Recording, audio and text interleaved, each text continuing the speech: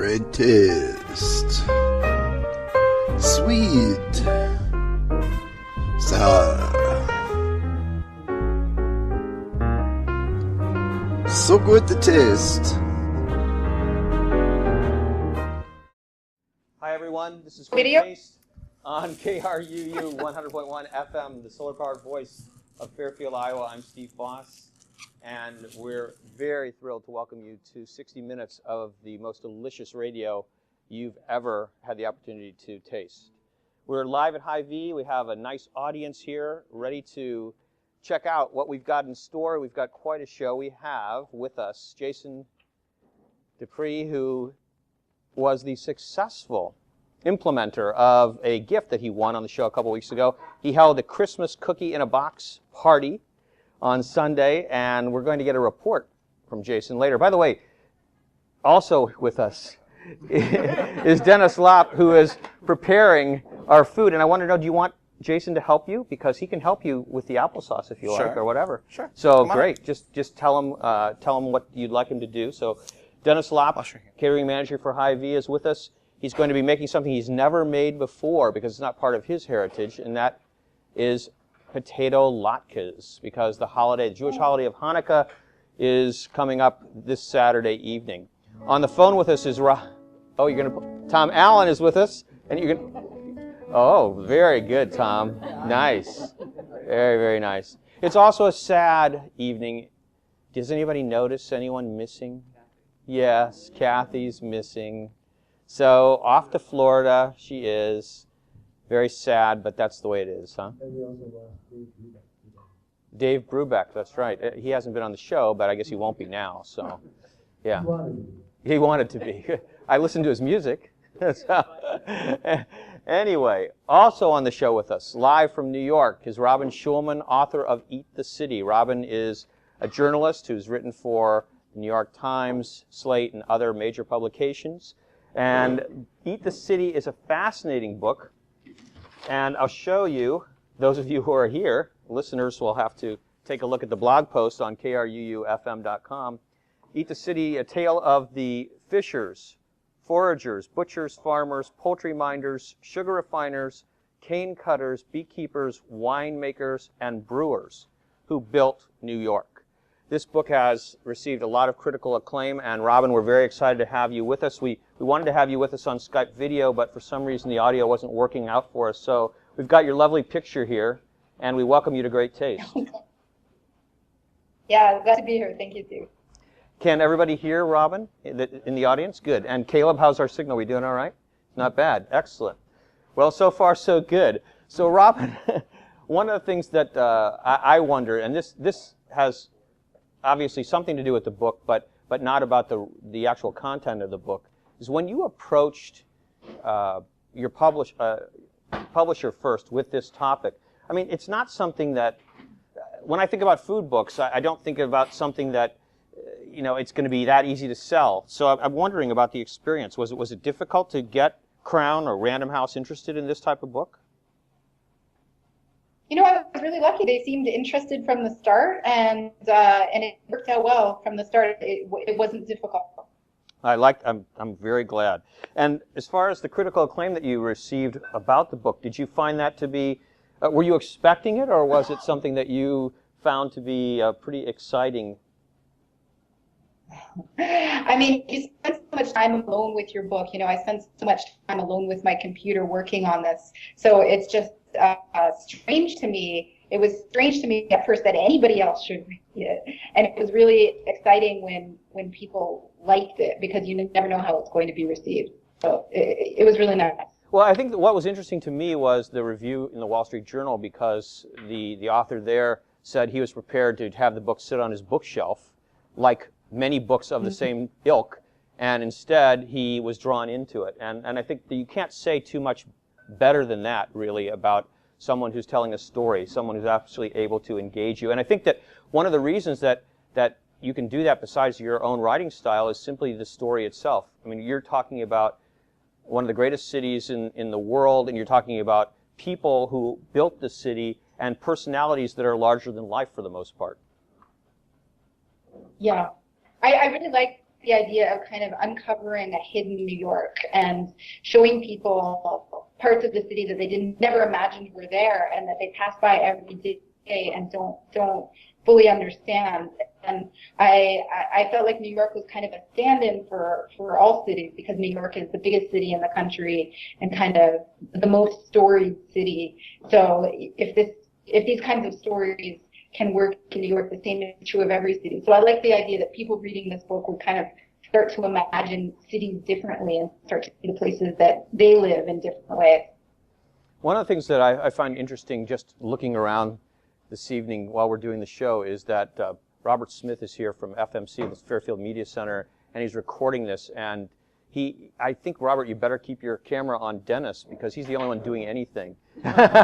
because he's busy creating these latkes that we're going to be eating later, and we're meanwhile talking to a picture of Robin on a screen inside many different shaped. Yeah, it is a nice picture. You're right. So, Robin, how did you actually get the idea to write this book?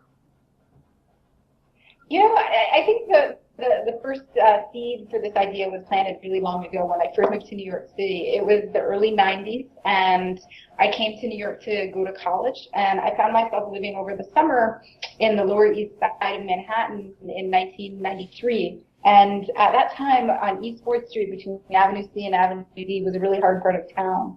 There were people shooting up on my stoop often. You know, there were gunshots outside of my door, sometimes almost every night for periods.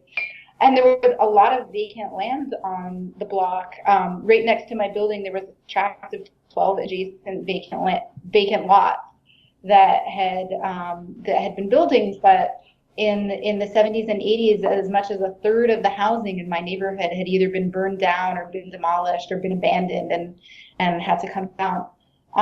So this land essentially was just being used to trade drugs, and I would look out the window and see people shooting up outside. It was a scary place, and it was a place that I avoided as much as I could. And then one day I went down and I found that my neighbors were cleaning up this land, and I helped out. I started shoveling syringes into garbage bags, and the cleanup took a long time, but at the end of it, people started planting things. And pretty soon, people brought in chickens, and I was waking up in the middle of Manhattan to the sound of a rooster crowing. It slowly dawned on me that after the roosters disappeared, and I asked my neighbor, who's 7 years old, whose father had been the main chicken keeper, what happened to the roosters, and she told me, my dad made chicken soup. It kind of started to dawn on me that the reason that this existed was not just to create something pretty out of something ugly, but actually because people wanted to eat. And that this place that was transforming my block and other gardens in the neighborhood that were really transforming the landscape in the neighborhood existed because people wanted to feed themselves. And so I kind of started to think about how powerful a force food production can be in changing a neighborhood or bringing people together. And that was kind of the earliest moment for this idea. One of the interesting things to me is that the basic foods that a city is built on, you have sugar, for example, and you have alcohol, beer and wine in New York, both very, very important to the history of food in the city. And I imagine that for you, it had to be really fascinating just to uncover the lives of some of these characters. Yeah. I mean, for me, it was fascinating to uncover the stories because I really just didn't know anything about it. And each one was kind of a lot of research, but then I kind of began to see the story take shape and encounter the characters who would feature in my telling of the story. So it was kind of this unveiling. It's kind of like when you're working in a dark room and you're shaking the paper and the chemicals and you start to see the picture emerge. So it was really exciting, and it really did make me see the city in a different way. So it might be tough, but can you share a little insight into maybe one or two of your favorite characters? That is tough. One of my favorite characters is, I mean, I love all the characters. That's why I chose to write about them.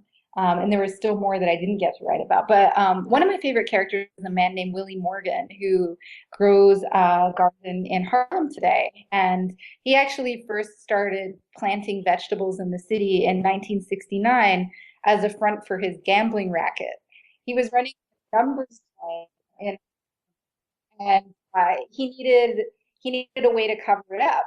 And he thought that if he could set up his shop to look like a vegetable market and look like a greengrocer with vegetables, the cops never caught on to the fact that it was actually an illegal numbers operation. So he went to the Department of Consumer Affairs and he got a license to operate a greengrocer. And he began to set up the shop. But the trouble was he didn't have any vegetables. So he decided to grow them, and he planted them in a vacant lot next door to his store, and started giving out the vegetables for free to his customers, especially women who came to him to gamble. And he thought that he could keep them loyal to him and not to the numbers guy across the street, who didn't have such fine produce.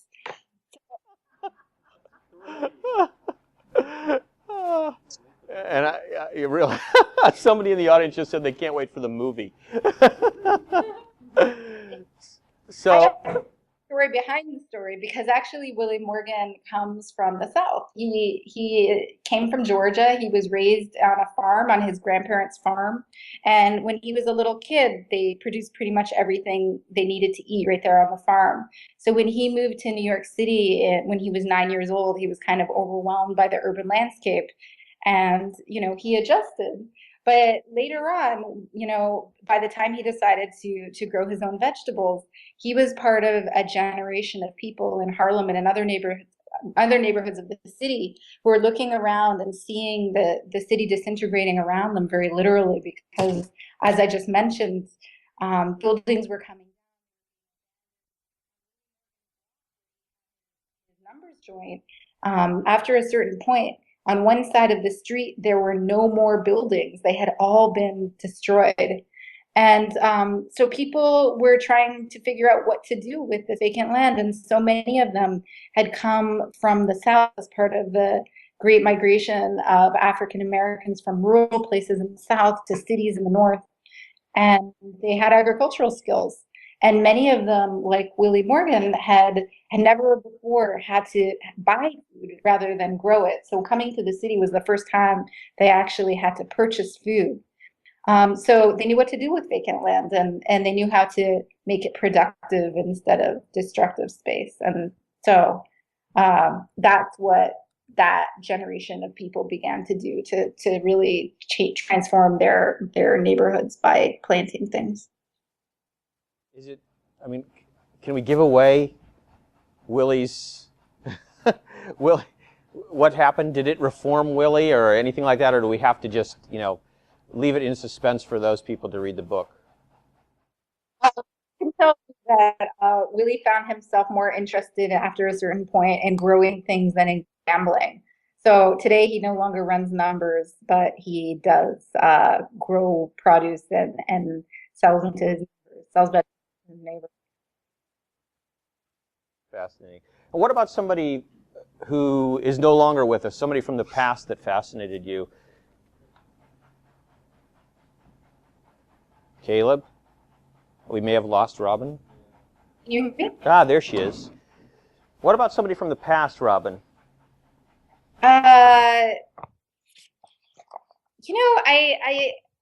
It's hard to say. I was really fascinated by all of the historic figures I wrote about too. I was especially fascinated by the story of sugar, because that really shaped the city. But the personage I wrote about in the sugar story was so repugnant, I didn't really fall in love with him in the way I did with others. But in the chapter on beer, it was really interesting to chart the history of the German brewers who came to New York, and the family of Jacob Rupert, who owned what at a certain point was one of the largest breweries in the city on the east side.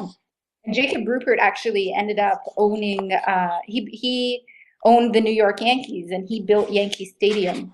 So his story is also really interesting because, in a sense, he was part of a generation of German Americans that had really assimilated. He was already the third generation of brewers in his family. by the time he took over the brewery. And he was kind of enjoying wealthy life in New York at the turn from the 1800s to the 1900s. He had a collection of horses and dogs and art and homes and beautiful country homes. And he would bicycle through Central Park. He had a good life. But at the dawn of World War I, there started to be a lot of anti-German sentiment in the United States. And pretty soon, a lot of that focused on the German-American brewers, who were some of the biggest, most prominent figures in their communities. And Jacob Rupert kind of took a hit, and he was the head of the Brewers Association at that time. So he spent a lot of time strategizing to save beer and save his industry and save the image of German Americans too. It was a time when Germans could get beaten up in the street if somebody heard them speaking German. People would hide their German newspapers. People changed the name of the German hospital on the Upper East Side to Lenox Hill Hospital. People changed other names to hide the German background. But and the German brewers were actually hauled to Congress to testify to prove that they had not been enemy agents and mounting propaganda campaigns to serve the German Kaiser. So amid all of this, Jacob Rupert, or just around the same time, just a few years before all of this, Jacob Rupert decides to buy the New York Yankees. And so in a sense, he's trying to attach himself to this beloved sport, this sport that is supposed to be able to make immigrants really Americans, and show himself that he's, a red-blooded American and not a traitorous German who's interested in poisoning good Americans with his alcoholic brew. So, he was one of the first to make the connection between beer and baseball. So he's had a long cultural impact. Yeah, he's responsible for that, right? Very, very, very interesting. You're listening to Robin Shulman, author of Eat the City. This is Great Taste on KRUU 100.1 FM, the solar-powered voice of Fairfield, Iowa. I'm Steve Boss, and catering manager for Hy-Vee, Dennis Lopp, is here working furiously in the background along with Jason Dupre, and they are getting everything prepared for applesauce. I think the apples are in, actually, right? Yep, they are. And then what else is happening? You've grated all the sweet potatoes? I've hand grated the sweet potatoes and just the russet potatoes. And then we're also going to machine grate them as well, so you can see the difference in texture and how they cook differently, that sort of thing. So when the machine is not going to distract noise level-wise, we'll grate some other potatoes on the machine. We'll wait and let Robin finish off the hook on that part. Absolutely. But we've got a lot of activity going on here, and one of the things that's really important is that you have to come out of here, either the listening session or the session where all of you are here watching us, knowing how to make potato latkes, because I know for a fact there are people sitting in this room who have no idea how to do this, and they should be ashamed, actually, because of their heritage. Yes, but Dennis, I understand that you could be one of those people, but you don't have the heritage. It's just like Rupert had that beer heritage. Well, that went along with his genes, right? Well, there are people sitting in this room, I know, that have the genetic heritage they need to be able to make potato latkes. So this is going to happen. And there are many different ways to go about doing it. Matter of fact, there's an incredibly funny video on the internet that I agonized over whether to pass the link along. There is someone in the audience who knows what I'm talking about. And I just couldn't do it because I'm afraid that there are some people who have they're sensitive to things. But if you want to try to find a very funny video about Hanukkah and making potato latkes, I suggest you do a Google search for, obscene video on, a profane video on making potato latkes or something like that. And if you can't find it and you're interested, I'll send you the link. But it's absolutely hilarious. Anyway, the key ingredients to making potato latkes, they did it wrong, so do not copy what they did, because here's the thing. Everyone who listens to the show knows how important texture is, right? And if you're a cook, you know how important texture is. You already have applesauce that goes along with potato latkes, and applesauce is what? It's mushy, right? Who said that? Mushy, right. Right, it's very mushy. So the last thing you want is a mushy potato latke. Well, if you want a mushy potato latke, then all you have to do is put it in the blender and blend everything up really well, and you'll have a mushy potato latke whether you fry it properly or not, because it's only going to be the outside that's going to be crisp, and inside is going to be total mush. So what we want to do, what Dennis has done, and what you want to do is you want to use a hand grater. There isn't a good Jewish person alive who doesn't know that the real way to make potato latkes is to use a hand grater. And the real way to do it is to use the largest portion of on the grating side of the hand grater, on the box grater. And that's how you make potato latkes, real potato latkes. The next thing is, there are certain ingredients that people use all the time. For example, eggs. Well, you know what? That's fine. You can use eggs, but it's not necessary to use eggs when you make potato latkes. I'm not sure why people feel the need to.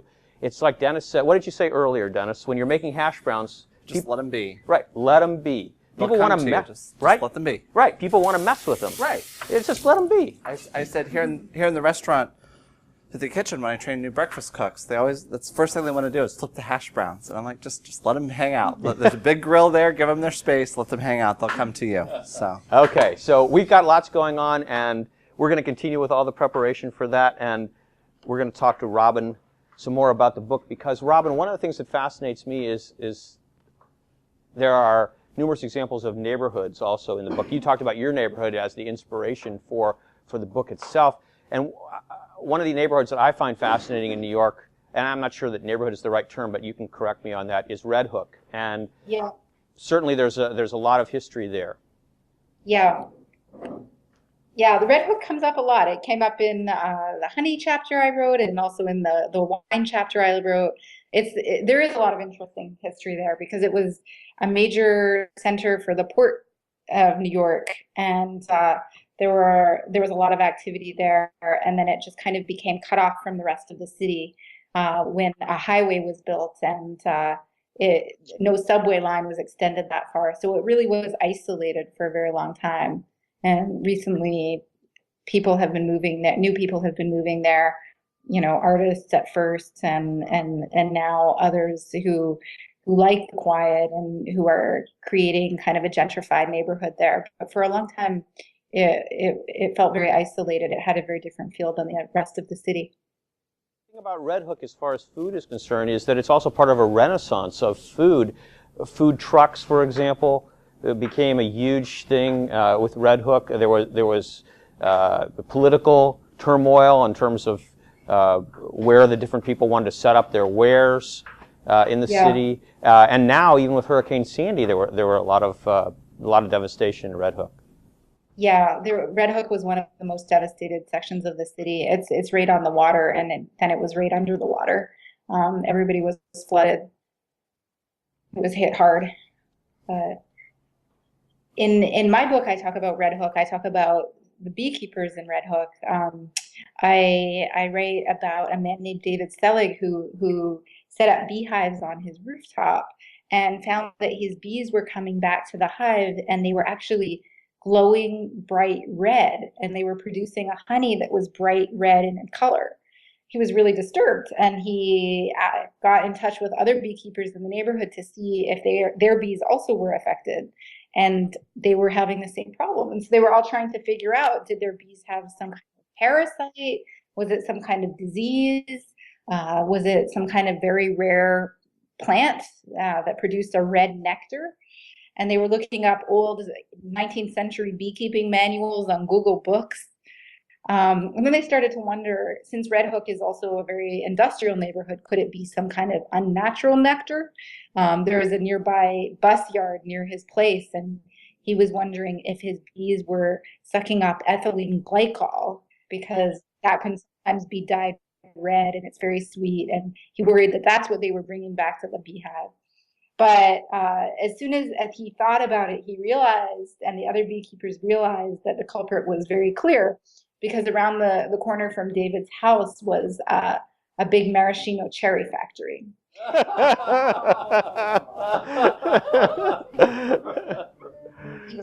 doing the hard labor of flying from flower to flower to flower, collecting little dribs and drabs of nectar.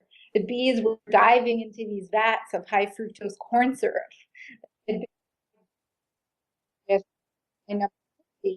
they were loading up on that and hauling it back to the hive. And so the hives were full of high fructose corn syrup. Let's move to a couple of groups that are, we've touched on one of them, and I think that it would be remiss not to have you talk a little bit about the Italians and the Jews, because they were so important in this whole history of food in New York. Yeah, they're certainly in my chapter on wine, I talk about both of those groups, because New York City actually has a very long history of winemaking, both among Italians and among Jews for different reasons. There's a long tradition of kosher winemaking because Jews need to have wine for various rituals. Every Friday night you have to have a glass of wine for the Sabbath. For Passover you have to have a ritual glasses of wine throughout the meal. And other holidays also require wine. So Jews had to ensure a supply of kosher wine. And when Jews came to New York City, that was a priority. They needed to have a supply of kosher wine.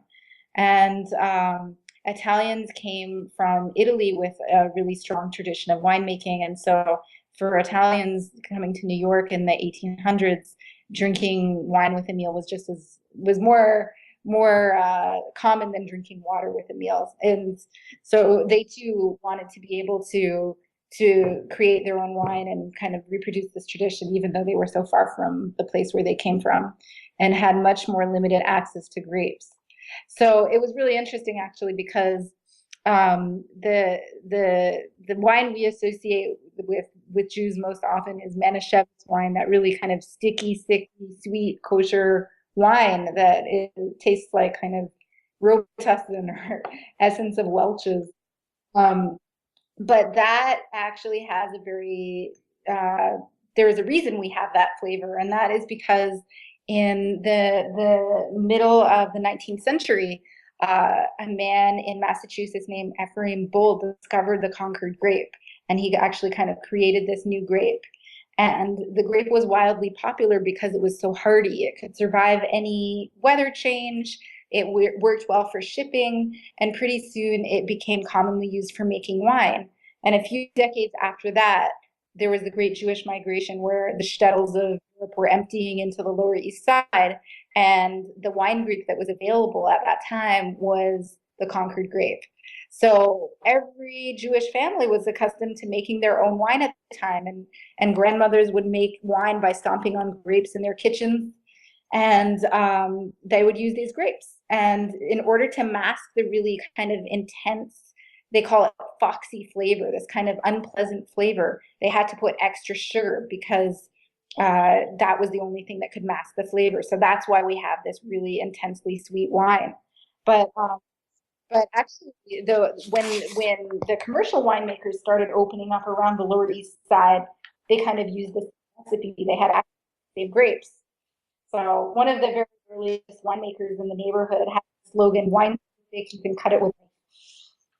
So that was the history that produced Manischewitz. Actually, Manischewitz came out of Prohibition, because on the Lower East Side, wineries were allowed to operate as long as they were kosher wineries that were supposed to serve sacramental purposes. When all other wineries were shut down, the Jews got a break, and they were allowed to continue to produce wine.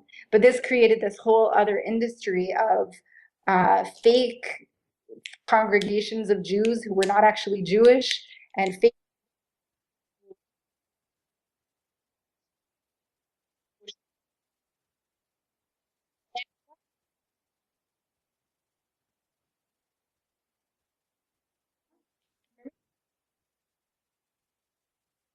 We were right in the middle of something really important. But while Caleb tries to figure that one out, what she was saying is perfect, because one of the things in her book is a phrase, "Un giorno senza vino e come un giorno senza sale," goes the saying. A day without wine is like a day without sun. So it was so important in terms of how the entire culture was built up. And I also thought it was really funny that she's talking a lot about the Jewish culture of New York and the food culture and wine. And one of the things we're going to give away tonight is Tom Allen's Christmas favorites. So, doesn't that work? Right. I mean, it's amazing. But I got a little Jewish piece here for you if you want. Oh, let's hear some music while we see if Robin's going to be back with us.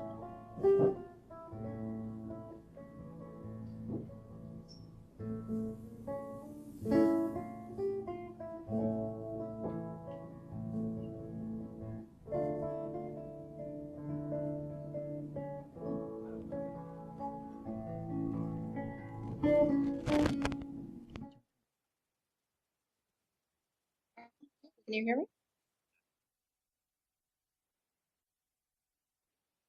On guitar. Thank you, Tom. Robin, you're back, and we lost you right in the middle of your story. Okay. Can you hear me now? We can hear you now, and we were listening to Tom play a beautiful Jewish musical piece for us in the break. And now what we want to do is we want to get back to your story, because I hope, does anybody, do you remember where we lost you or not? I don't know where you lost connection. You tell me. We lost you right when you were talking about the fake congregations. Okay.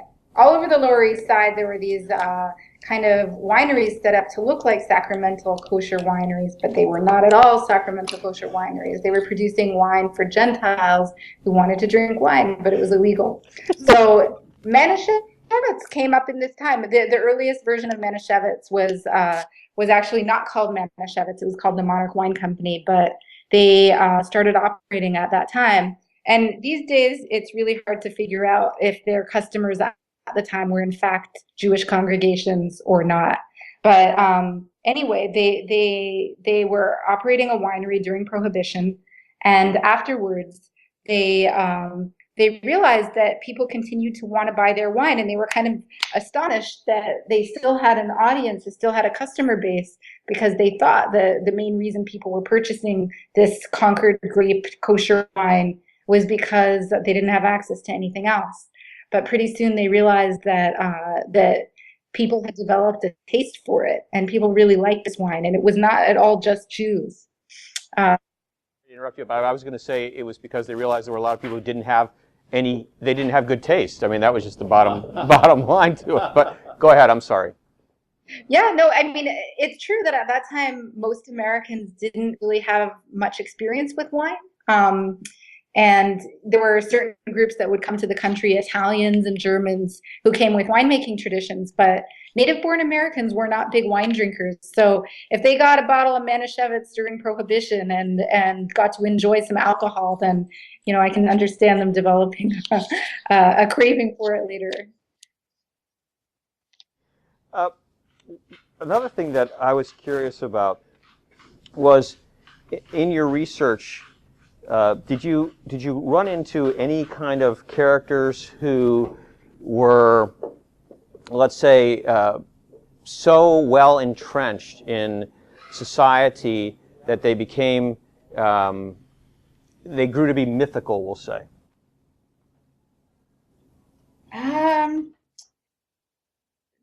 That's a good question. I mean,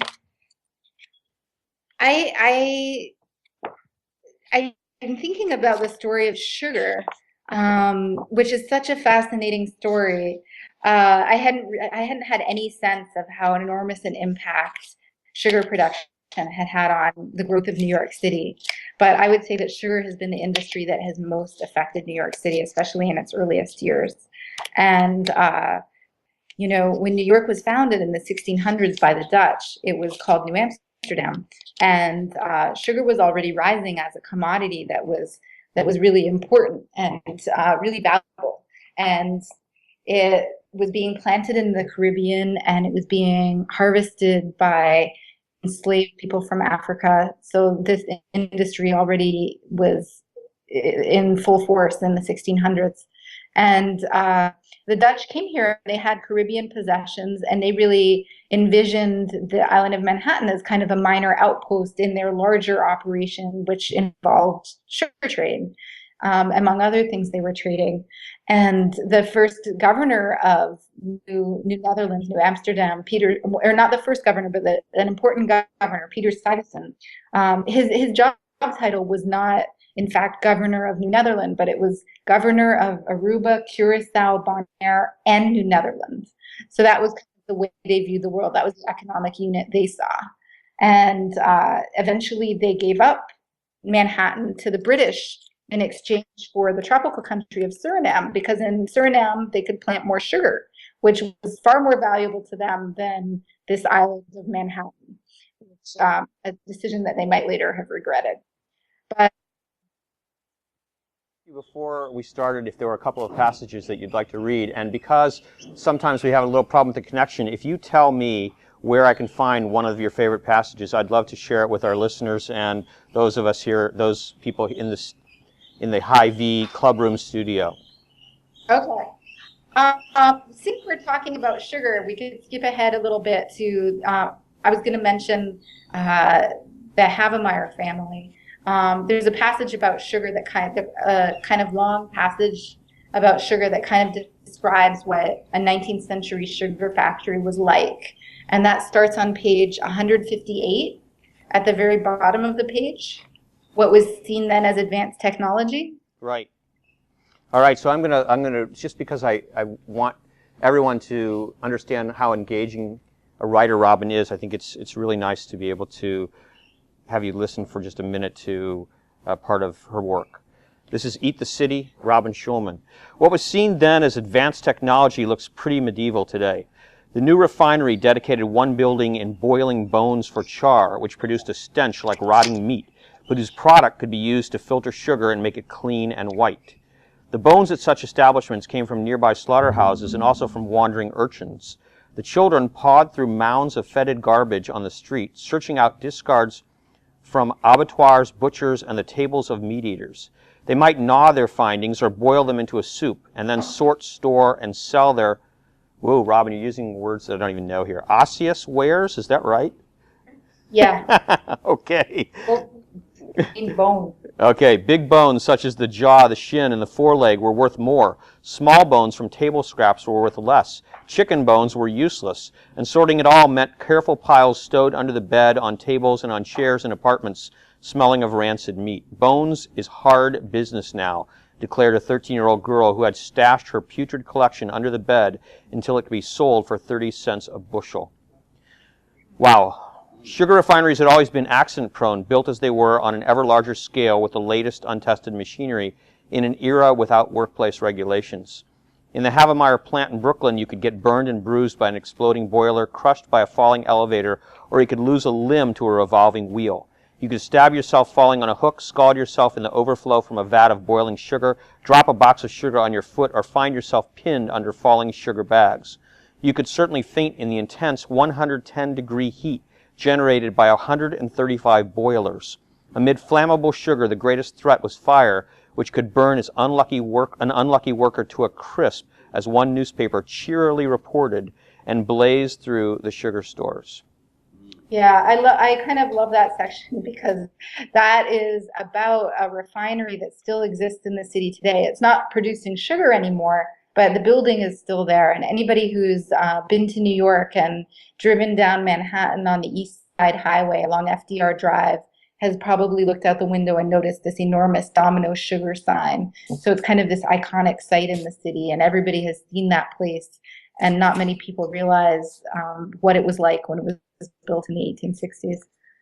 I'm glad you brought that up because this is actually something that I thought about when I was reading through the book, and that was, wouldn't it be interesting to go to New York and actually just use this book as a guidebook to look at all of the original places and places today where people where food has become such an intimate part of the culture, and just see the city that way in person. Steve, if you come to New York, I'll give you a tour. Robin, that has been duly noted. As well. I don't know if you can hear. We had one comment was, how about friends of Steve, and another one, what about fans of Steve? That's great. Maybe it's a new business, Robin. You know, you might consider it. So,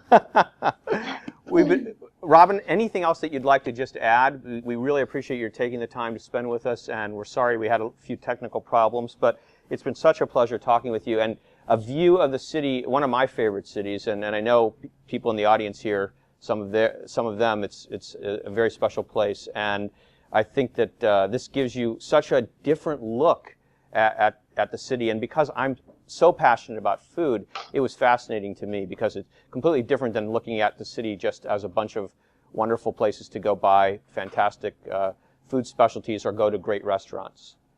Yeah, you know, I appreciate that. I really love that idea too. I love looking at the city through the lens of history, and kind of food is something that's very tangible that we all understand and we all care about and we all know.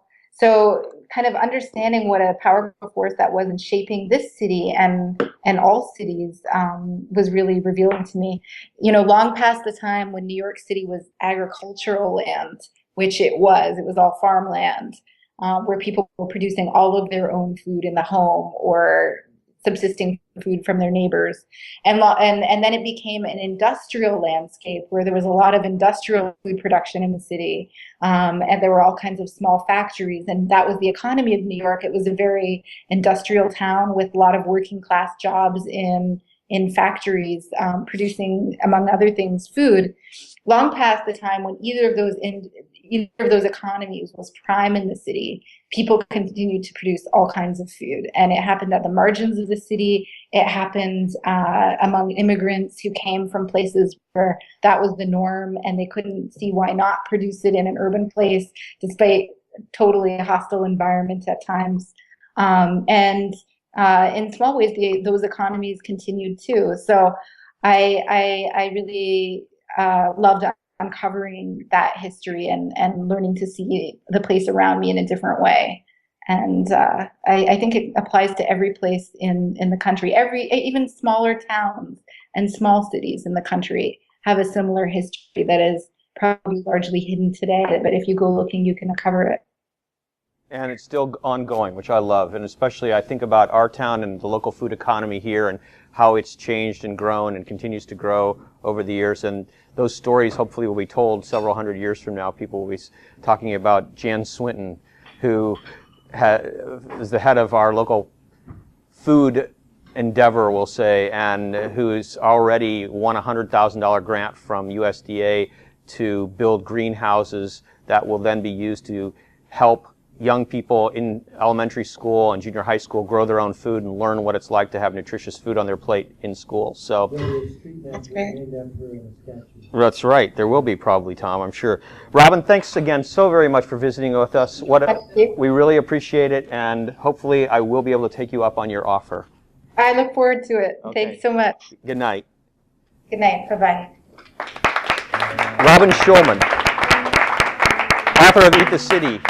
Great book. Really, really a great book. All right, so let's see. We've got a lot. I know you're all really anxious probably to taste latkes, but we have to wait because it's not happening right now. We're busy with so many other things. Yes, Tom? I want to even ask her, but I'll ask Robin, you. are you still there? Does her book cover the different economic classes and the food they ate? You know, I think that it's not really set up that way, but just from that story that we read, you could kind of get a sense that it covers a lot of things, even, we'll say, a lot of the underbelly. And the stories are very fascinating, and certainly many different ethnic groups are profiled in the book. So She also has kind of a forward-looking, where's the future? I mean, we are kind of coming back to farms and home gardens in New York and many other localities. there are a lot of people profiled. I don't know why I'm using this mic. I have. There are a lot of people profiled who are currently involved in food production in New York. And she talks about the neighborhoods, and Red Hook was one of them, for example, and what's going on there. So, yeah, it's really a very fascinating book.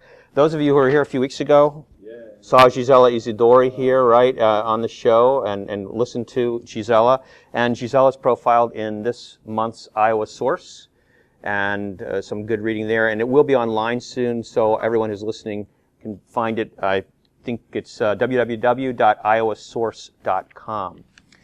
Now, on Sunday, Jason had a very successful Christmas cookies in a box party. And this is all as a result of our interview with Gina Hyams, who's the creator of this series. And if anyone can remember who won the pie baking contest in a box, we'd love to know their name because we want to hold their feet to the fire or their hands to the stove, whatever you want to call it, since they said they were going to hold a party. Jason actually held a party, so you actually brought the winner here with you, right? Yeah. So do you want to come over and we'll talk just for a couple minutes about what happened? Because it was pretty exciting. There were 9 different entries, and it was a lot of fun. So Kathy and I judged it, and we got to taste all kinds of different Christmas cookies, and the winner, the winner's prize was coming to great taste. I hope you didn't think it was a booby prize, did you? No. Great prize, great prize. So Jason, were you pleased that there were so many different entries? Yes, I was. I was really surprised how many I got. I wasn't expecting 9 to show up, so I was really impressed with the amount of time that I had. I pulled it off really easily. I made the awards. We had first place, second place, third place, and People's Choice, and then I decided to do on top of that honorable mentions for people who weren't able to make it the top 4. He is so diplomatic, it's amazing. So your dad was one of those honorable mentions, I believe. Yes, he was. So do you want to introduce the winner? Sure. It was Debbie who won first place, and then my dad won People's Choice, of all things. So, if Debbie would like to talk about her cookies, it would be an honor to. Yeah, because it'd be nice for her to share. What did you make? The cookie I made was Hungarian nut balls. Yes, now that's very interesting because, yes, we're not going to go there, Debbie. But let's talk about the fact that, ethnically speaking, these cookies appear in quite a variety of cultures. That's right, but they're probably not as good as the Hungarian ones. Okay.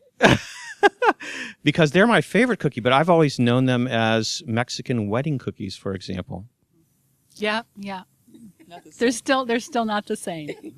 And do you happen to know the recipe right off the top of your head or not? Well, it's real basic because it's just flour, a little powdered sugar, butter, salt, and vanilla. And the secret, I believe, is to whip the butter really well. Makes it nice and light. All right, so you can find these. They're called many different things. I've never heard them called what you called them, but I was just talking to somebody in the store, and they said they called them French love cookies. I like that. That's a nice name. Very nice. And these cookies are wonderful. Does everybody know what kind of cookies we're talking about? The little white guys, with the powdered sugar on top, and they have nuts in them, and they're just absolutely wonderful. And I could eat like 10 million of them. So all you have to do is probably Google and look up French love balls, and you will find many different recipes. I'd be happy to share mine. That's great. So how about we'll post it, if you'll send it to me, we'll post it on the website, in the blog very shortly. Now, one of the other things I wanted to say is, your husband was trying the entire time to take credit for this. What? I did. I was quite instrumental. In what way? By support and purchasing the ingredients. Very kind of you. Very kind of you. Jason, thanks very much because you fulfilled your task, and we really appreciate that because integrity is so important. There is another guy here, by the way, who's standing behind you, Dennis Lopp, catering manager for Hy-Vee, who has not fulfilled his task because he won the chili cook-off in a box. I did. And I'm going to just suggest that, not putting words in Dennis's mouth, but he's probably not going to do it. No, I need to get through the holidays first. Chili is more of a January, February sort of thing. Let's get some snow on the ground and maybe some below zero weather, and then we'll see what happens. That's when you have chili. Okay. And technically, in my house, in my family, it's a Christmas Eve tradition that you have chili and cornbread on Christmas Eve. That's a long-standing. Oh, that's very interesting. So we grew up on that. So. Ah, I like that. Okay, so we're going to get to the latkes very shortly, because it's important that we cover all the basic details before the show is over, because we know that all those in the audience can stay and enjoy everything afterwards. But Andy Bargerstock, whose show runs right after this Fringe Toast, he is going to cut us off right at the top of the hour without 1 second to spare. Believe me, folks. You know, that's exactly what's going to happen.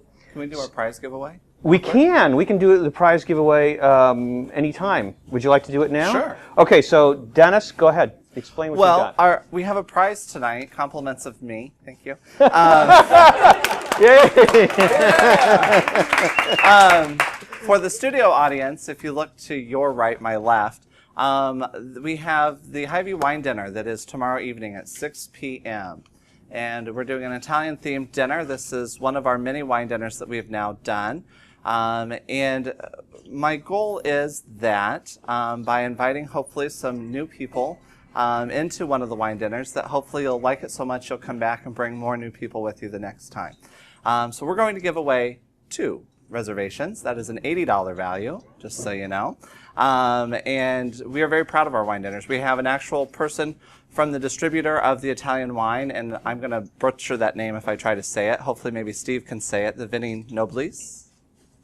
Vini Nobili. There you go, what he said. And he will be here to educate you all about the wines that are imported from Italy and all of that. And then we have a great menu planned of sea scallops, a nice salad, fried raviolis, hickory smoked chicken manicotti, and then a really new addition to the Hy-Vee family, and that is I can't say it from here. I can't read my handwriting. Gusto Bello Cafe, artisan gelato. And it's something that Hy-Vee's just added. It's in our Urbandale store. It's really good. So we're very excited for that. So that's fantastic. 2 reservations tomorrow night. What we're going to do is we'll give them away after the show's off the air. And that way we won't make our listeners who are so far away, maybe that they can't possibly enjoy that wine dinner, too jealous. But let's talk about latkes. Because how many people here actually make latkes themselves? Oh, ooh, what? You said you only knew how to turn on a stove. That's all you said you knew. I'm gonna. Okay, that's it. You said all you knew how to do was turn on a stove, Mark. I exaggerated. You exaggerated? I exaggerated. We don't make them every year, but we have made latkes. All right. Now, does anybody think that they have a latke recipe that is so outstanding that they need to share it with everyone, or a methodology of how to fix the latkes? Okay, so we've got somebody who thinks that they have it. They've got it. Okay, go ahead. Well, my recipe for latkes is very different because I was on a low-carb diet, and I loved potato latkes. So I found a way to make it with cauliflower. So you prepare it pretty much the same recipe, but instead of using potatoes, they use cauliflower. And it tastes just like potato latkes, but has no carbohydrates. Now, do you actually fry it, though? You fry it, you cook it exactly the same way. You have to make sure it gets cold. So you make your patties, and you don't put it in the oil because then it just falls apart. It doesn't have the same stickiness as potatoes. So you let it cool down. So when it's cold, not frozen, then you put it in the oil, and it stays together like a potato latke. Fascinating. If you have that recipe and you'd like to send it to me so that we could put it up on the, that would be fantastic. Very interesting. Anybody else? Yes. I mean, that's one of the best revelations we've had on the show. Hi, I'm from New York City, so thank you, Robin. I really drain and be very, very careful with the potatoes, like pat them dry with a tea towel, not paper towels. Thing is to get out the moisture, not keep it in. So that is a trick from Grandma Millie. That is, you have hit on one of the most important, if not one of the most essential points of making potato latkes. You've got to get the water out. And the other thing is that if you want to actually prepare the potatoes a little bit one of the things that you have to do is you have to actually put them in water. You have to soak them because otherwise they're going to turn all brown and nasty like they're doing right now. So, but that's okay too, because I've never really felt like, why do you have to worry too much about that? Because really you're going to fry them and then you're going to put applesauce all over the top of them and you're going to put sour cream all over the top of that. And do you actually really see any of that brown by that point? I don't think so. But anyway, the real important point is you've got to squeeze that water out, and not only squeezing out when you mentioned squeezing out, but as you put it on the slotted spoon, when you put it into the oil, also the oil needs to be extremely hot. It needs to be at approximately, it should be around 350, something like that. And you also want to make certain that you're using oil with a high smoke point. So it's good to use grapeseed oil, for example, is what we're using, right? We're using grapeseed oil. That's a good one to use. Another important point is then we're going to give it an extra little squeeze by using a slotted spoon to scoop it up and then putting an implement on top of that spoon to actually give it one final squeeze out before we put it in the pan.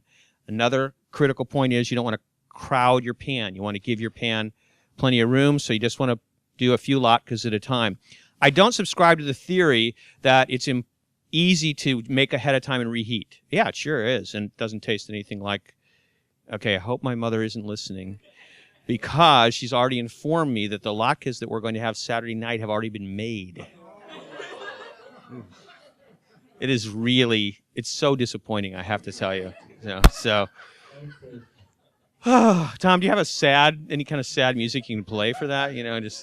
Mournful music? It's like, oh yeah, that's good. I mean, oh well. Anyway, so luckily none of you have to share that with me, but it will be an experience that, and the thing is, it's your mother, right? So you can't like go there and go, oh, you know what? I'm just going to make some fresh right now, because then she's going to be offended.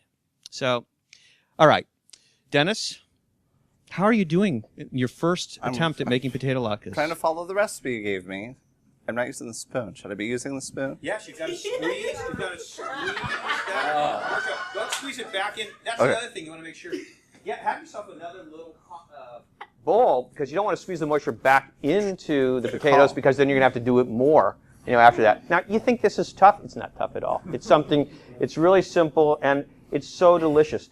And if you also think that potato latkes are like hash browns, they're not like hash browns, especially the hash browns that most people know these days, which are really frozen hash browns for the most part. Potato latkes have a lot of history, culture, and ethnic charm to them. And speaking of that, I sent out an email. All of you on the Great Taste email list would have gotten it this afternoon. It had a link in it to a fascinating video that has it's about a 5-minute, 8-minute segment of a documentary that's going to be coming out on Jewish delicatessens, and it's just fantastic. Really, no, it's a wonderful video. So, well, you'll have to look at the video and see, because, but it really is wonderful. I want to thank all of you for tuning in and listening to 60 minutes of the most delicious radio you'll ever experience. Those of you in the studio audience, don't go away, because we've got lots of latkes to eat in just a few minutes. Thank you, Tom Allen, for the music. We really appreciate it. Thank you, FMC, for coming. Caleb Flynn of KRUU for engineering. Dennis Lopp, Jason Dupree, and everyone else for joining us on Great Taste. Next week on Great Taste, we have author Marisa Gujana, and also here in person, Isha Kinger, Raw Foods for the Holidays. You've been listening to Great Taste on KRUU 100.1 FM, the solar-powered voice of Fairfield, Iowa. I'm Steve Boss. Enjoy some Great Taste treats. Good night.